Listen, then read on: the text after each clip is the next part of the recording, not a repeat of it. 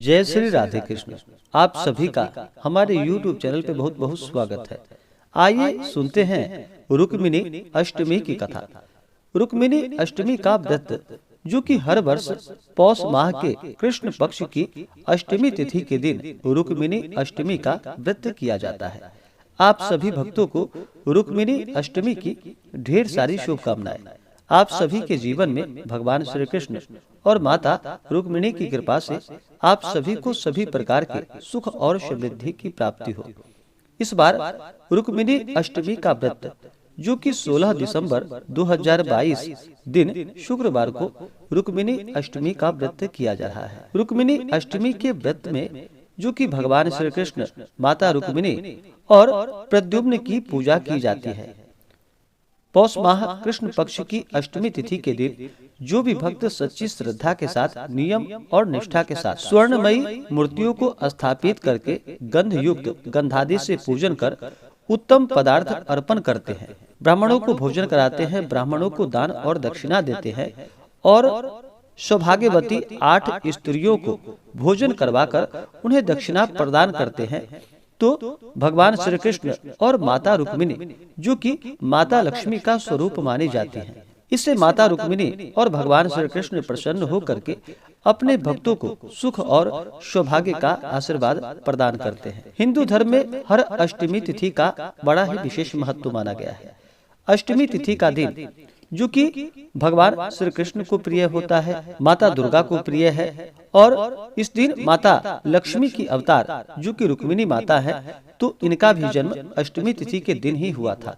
इस कारण से हिंदू धर्म में अष्टमी तिथि का बड़ा ही विशेष महत्व होता है। अगर आप सब विशेष प्रकार से रुक्मिणी अष्टमी व्रत के पूजन विधि आदि के बारे में जानकारियाँ प्राप्त करना चाहते हो तो हमारे चैनल में वीडियो के आइकन में लिंक दिया गया है। उस लिंक के माध्यम से आप व्रत विधि के बारे में जानकारियां को प्राप्त कर सकते हैं, या हमारे चैनल पे और भी जैसे कि सफला एकादशी व्रत के बारे में या प्रदोष व्रत के बारे में जानकारियां प्राप्त करना चाहते हो तो हमारे चैनल पे वीडियो अपलोडेड है, आप वहां से जानकारियां को प्राप्त कर सकते हैं। तो आइए सुनते हैं रुक्मिणी अष्टमी की कथा। अगर आप सब रुक्मिणी अष्टमी के उपलक्ष्य में ब्राह्मण दक्षिणा, अन्नदान, वस्त्रदान आदि के लिए देना चाहते हो तो आप अपने श्रद्धा और सामर्थ्य के अनुसार हमें डिस्क्रिप्शन में जाकर के वहां से गूगल पे, फोन पे या अकाउंट नंबर के माध्यम से आप अपने श्रद्धा और सामर्थ्य के अनुसार हमें ब्राह्मण दक्षिणा प्रदान कर सकते हैं।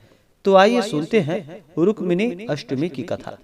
तो बोलिए प्रेम से भगवान श्री कृष्ण की जय, माता रुक्मिणी की जय, सर्वदेवी देवता की जय। बहुत समय पहले की बात है कि द्वापर युग में विदर्भ देश के राजा भीष्मक के यहाँ एक अति सुंदर पुत्री ने जन्म लिया। जन्म के समय राजा की पुत्री इतनी गुणवान व सुंदर लग रही थी मानो साक्षात माता लक्ष्मी ने उनके गर्भ में जन्म लिया हो। राजा ने उसका नाम रुक्मिणी रखा। राजकुमारी रुक्मिणी के 5 भाई थे, रुक्म, रुक्मरथ, रुक्मबाहु, रुक्मकेश और रुक्ममाली। धीरे धीरे राजकुमारी रुक्मिणी बड़ी होने लगी। उसके शरीर की सुंदरता व मुख का तेज इतना था कि सभी लोग लक्ष्मी स्वरूपा उन्हें मानते थे। रुक्मिणी ज्यादातर अपने पिता भीष्मक के साथ ही रहती थी। उस समय राजा से कोई भी मिलने आता तो वह श्री कृष्ण जी की प्रशंसा करता और भगवान विष्णु जी की तरह उनके शरीर का गुणगान करते। श्री कृष्ण जी की प्रशंसा सुनकर रुक्मिणी ने मन ही मन में कृष्ण जी को अपने पति के रूप में चुन लिया। किंतु रुक्मिणी का बड़ा भाई रुक्म अपने खास मित्र शिशुपाल से उसका विवाह करा करके अपनी मित्रता को और भी गहरी करना चाहता था। राजा भीष्मक व उसकी रानी ने अपने पुत्र रुक्म को बहुत समझाया, किंतु वह जाकर के अपने मित्र शिशुपाल से रुक्मिणी का विवाह तय कर दिया। जिसके बाद राजकुमारी रुक्मिणी बहुत दुखी हुई और कुछ ही दिनों के बाद शादी की तारीख तय हो गई। पूरे राज्य में राजकुमारी रुक्मिणी के विवाह की तैयारी होने लगी। तब रुक्मिणी ने अपने कुल गुरु को अपना संदेश दिया और कहा कि हे गुरुदेव, आप शीघ्र ही द्वारिका नगरी जाइए और हमारा संदेश भगवान श्री कृष्ण जी को दीजिए। जिसके बाद कुलगुरु द्वारिका नगरी गए और भगवान श्री कृष्ण जी को वह संदेश देते हुए सारा वृतांत उन्हें सुना दिया।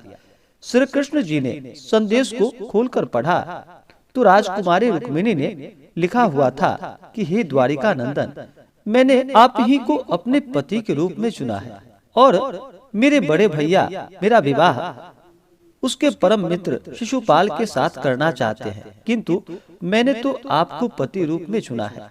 मैं किसी और से विवाह नहीं कर सकती।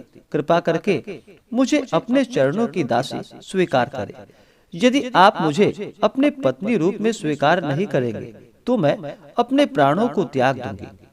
यह पढ़कर श्री कृष्ण जी ने कुलगुरु से कहा कि राजकुमारी से कहना कि वह राज्य के बाहर हमारी प्रतीक्षा करे।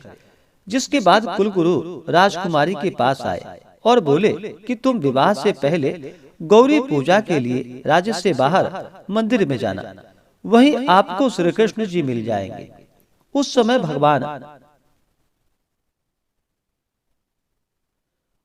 भगवान के पास देवर्षि नारद आए और कहने लगे कि प्रभु, अब देरी क्यों कर रहे हो, शीघ्र जाइए और माता रुक्मिणी को ले आइए।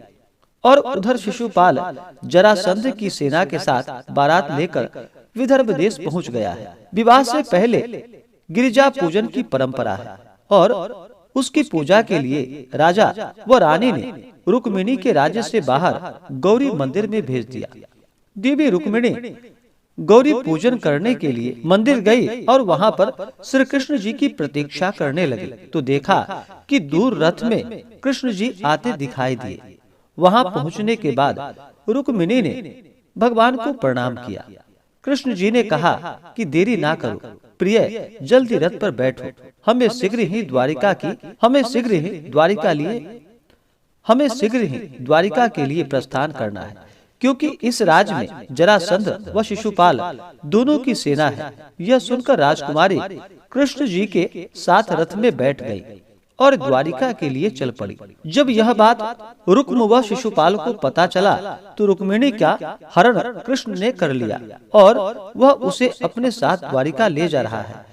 तो अपनी सेना के साथ उसका पीछा करते हैं, किंतु कोई फायदा नहीं होता क्योंकि बहुत देरी हो चुकी थी। इधर कृष्ण जी रुक्मिणी के साथ द्वारिका पहुंच गए और द्वारिका नगरी वालों ने उनका भव्य स्वागत किया। जिसके बाद पूरी रीति रिवाजों के साथ भगवान श्री कृष्ण व देवी रुक्मिणी का विवाह संपन्न हुआ और कृष्ण जी की पहली पत्नी देवी रुक्मिणी कहलाई, जो स्वयं माता लक्ष्मी का स्वरूप मानी जाती है। इस प्रकार से जो भी भक्त सच्ची श्रद्धा के साथ पौष माह कृष्ण पक्ष की अष्टमी तिथि के दिन भगवान श्री कृष्ण माता लक्ष्मी स्वरूपा माता रुक्मिणी का पूजन करते हैं, प्रद्युम्न का पूजन करते हैं, उन्हें सुख और सौभाग्य की प्राप्ति होती है। भगवान श्री कृष्ण माता रुक्मिणी अपना कृपा प्रदान करते हैं।